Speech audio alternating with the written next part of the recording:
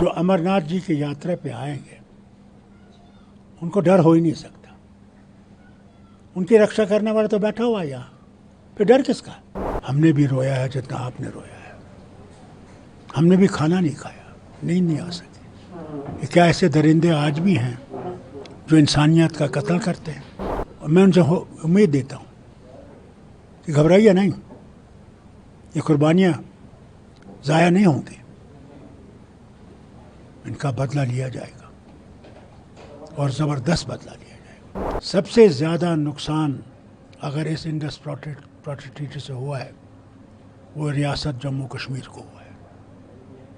हम कोई भी बिजली घर नहीं बना सकते जब तक उनकी इजाज़त नहीं आए।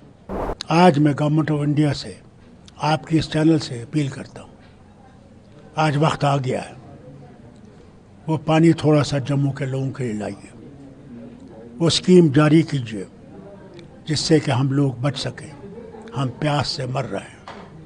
पहले तो इन पड़ोसी जो यहाँ पे शहीद हो गए उनके परिवारों से कहूँगा, उस नई दुल्हन से कहूँगा जो 6 दिन पहले शादी हुई थी, उस बच्चे से कहूँगा जिसने अपने बाप की लाश को देखा खून से लपटे हुए। हमने भी रोया है जितना आपने रोया है। हमने भी खाना नहीं खाया, नींद नहीं आ सकी। क्या ऐसे दरिंदे आज भी हैं जो इंसानियत का कत्ल करते हैं? जो इंसान नहीं है वो दरिंदे हैं।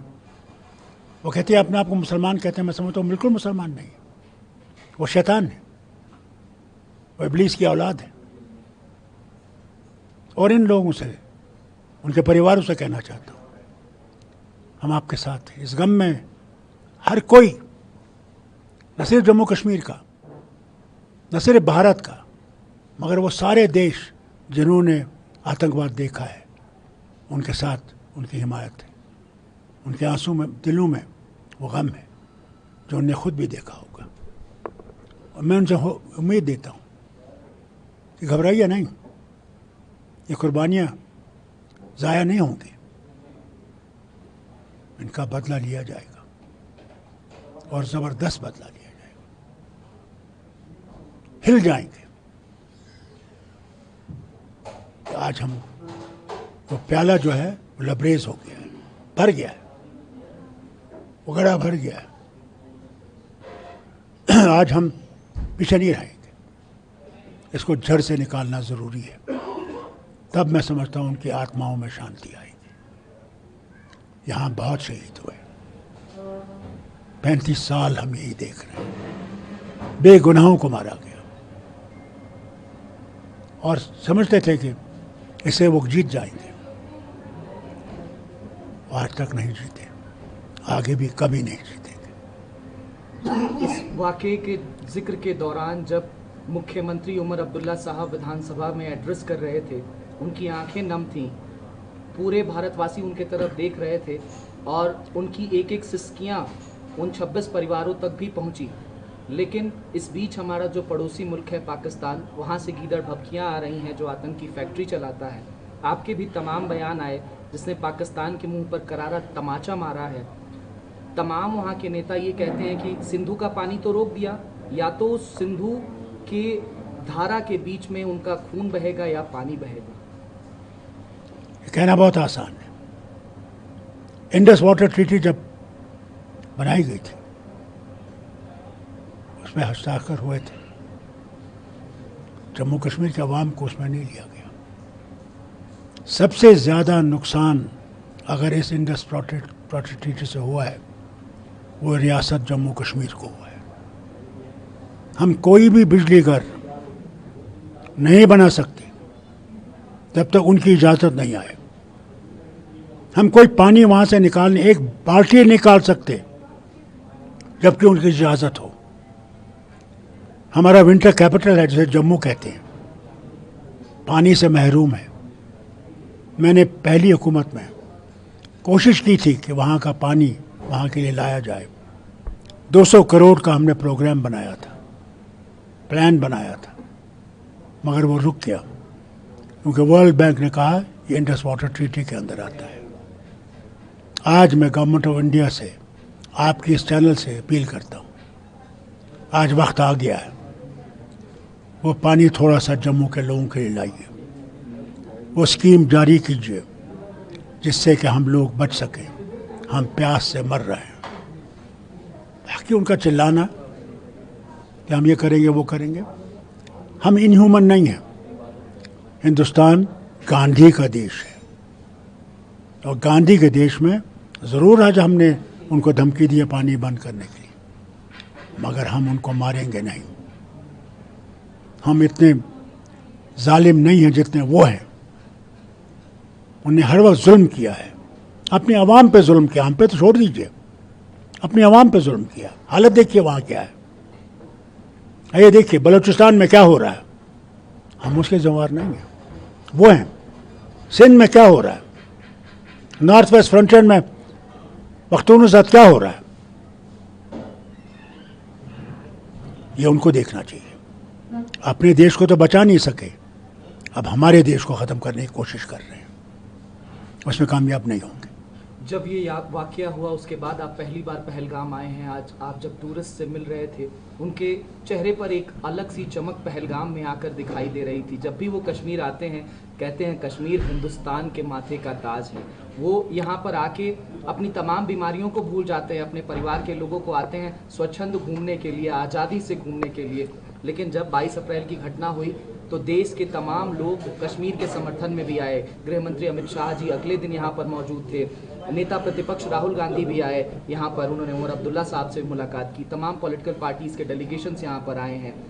इस घटना के बाद कैसे इसका मुंहतोड़ जवाब पड़ोसी मुल्क को दिया जाए, आतंक की फैक्ट्री को दिया जाए? पहली बात आपकी वजीर आजम साहब से कोई देखिए, पहली बात आपको मैं बताऊं, मेरा दिल बहुत खुश हुआ, बहुत गमगीन था। मैं नहीं समझता था कि मैं इन घाटियों को कैसे देखूंगा जहाँ कोई नहीं है, मगर मुझे हिम्मत दी उन बच्चों ने। जब मैंने उनसे पूछा, कहा अंकल हमें कोई डर नहीं है, हम आए हैं आपके साथ खड़े, बच्चे आपके साथ खड़ा होने के लिए, इससे बड़ी बात और क्या हो सकती। बड़े तो डर गए, बच्चे नहीं डर रहे। यही मैं देश से कहता हूँ, आइए और उन आतंकवादियों को और उस मुल्क को जवाब दीजिए, हम तुमसे डरने वाले नहीं हैं। हम आएंगे, ज़्यादा से ज़्यादा आएंगे, और मुझे उम्मीद है बहुत आएंगे। वही तमाशा है उस देश को और उन आतंकवादियों को। आपका एक बयान आया कि ये घटना बिना लोकल सपोर्ट के नहीं हो सकती, उस पर महबूबा मुफ्ती जी का बयान आया। उन्होंने कहा कि कैसे लोकल्स का इन्वॉल्वमेंट हो सकता है, कैसी बात करते हैं? अब महबूबा जी के हर बात का मैं जवाब दूं तो अच्छा नहीं लगेगा। महबूबा जी से मैं कहूँगा ऐसी बातें मत करिए। क्या इन 35 साल में जब ये शुरू हुआ तो किसने शुरू किया? कौन थे जो पार गए? कौन आए जिन्हें हमें वारकुंड को मारा, हमारे पंडित भाइयों को यहाँ से निकाला? कौन थे? जरा वो जवाब देना। जहाँ मैं वजीर आला होकर नहीं जा सकता था, ये जाती थी उन टेररिस्ट के घरों में, उसका जवाब दे। हम कभी टेररिज्म के साथ नहीं रहे, न रहेंगे। न हम कभी पाकिस्तानी थे, न हैं, न होंगे। हम भारत का अटूट अंग हैं और हम भारत का मुकुट हैं। और ये कितना भी भारत के मुकुट को पीला करने की कोशिश करेंगे, कभी नहीं होगा। वो मुकुट चमकता रहेगा। और यहाँ पे अमरनाथ जी हैं, जहाँ बैठे अमरनाथ जी भी हमारी आरक्षा करेंगे। भारत लगातार ये प्रयास कर रहा है इस घटना के बाद कि जो आतंकी फैक्ट्री पाकिस्तान है उसको FATF की ग्रे लिस्ट में फिर से भेजा जा सके, इसको लेकर के प्रयास किया जा रहा है। करें, हम सब उसी को देख रहे हैं। सारे भारत, सारा दुनिया देख रही है और हम उम्मीद करते हैं कि इसका आतंकवाद का खात्मा होगा, ख़त्म हो जाएगा। हम तो चाहते हैं। भैया हम लोग लेना क्या है, हम गरीब इलाका है। एक ही चीज़ हमें खुदा ने दी है, खूबसूरती। अब देखिए, जहाँ टेम्परेचर 45 है, 46 है, वहाँ मेरे ख्याल से आज यहाँ 18 भी नहीं होगा, 17 होगा। कितनी खूबसूरत घाटियाँ हैं, क्या लिदर का दरिया है, मगर आज आंसू बहा रहा है।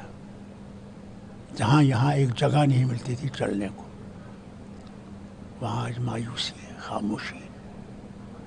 इस खामोशी को दूर करना है, वो करेंगे, वो आएंगे। मैं अपने साथियों से कहता हूँ, अपने वतन के लोगों से कहता हूँ, अपने भाइयों से कहता हूँ, घबरा मत, वो आएंगे, ज़रूर आएंगे और बहुत जल्दी आएंगे।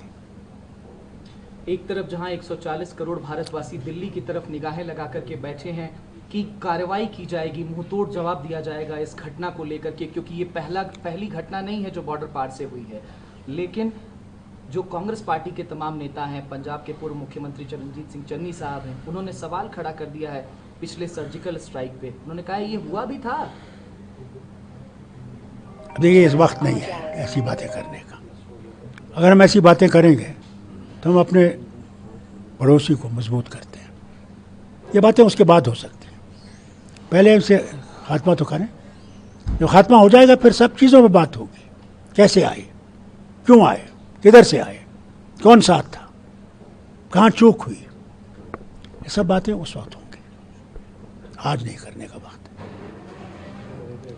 डॉक्टर साहब, जब भी मैं ANI पर आपका इंटरव्यू करता हूँ वो अमूमन बहुत लंबा हो जाता है, लेकिन आज अंतिम सवाल पूछ करके ये इंटरव्यू खत्म करूंगा।